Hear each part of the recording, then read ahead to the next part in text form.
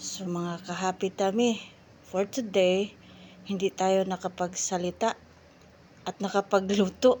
Pinanghinaan po ng loob ang ka-happy tummy ninyo. Hindi ako nakapagluto kasi masama yung pakiramdam ko.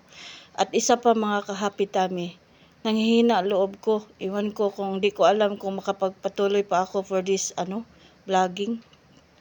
Mga almost 2 weeks na tayo, pero may nag-PM sa akin mga ka-happy tummy. Sabi niya, bakit daw ako nagtatagalog? Hindi naman ako Tagalog.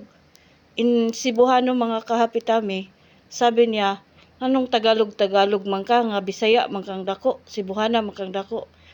Nasakta ng konti ang ka-happy tummy ninyo. Kasi mga ka-happy tummy, meron tayong mga kakilala dyan sa Luzon at Visayas.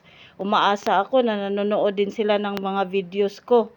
So, at time to time, may meeting ako, virtual meeting with mga team members namin sa Luzon at Visayas. Kaya, para sa akin, yung pagbablog ko mga ka-happy tummy, is my way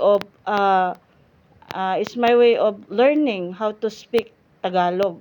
So, para sa akin mga ka-happy tummy, kanya-kanyang diskarte meron tayo sa buhay. Ang importante lang ay maiintindihan yung mga sinabi natin. Lahat na nanood ay nakakaintindi.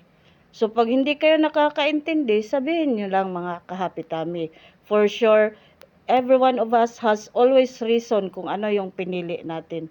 Sobrang seryoso ako ka-happy tummy, pero sa totoo lang, ang sarap ng kinain kong chowpan mga ka-happy tummy, with siomai yan from Chowking, di ba?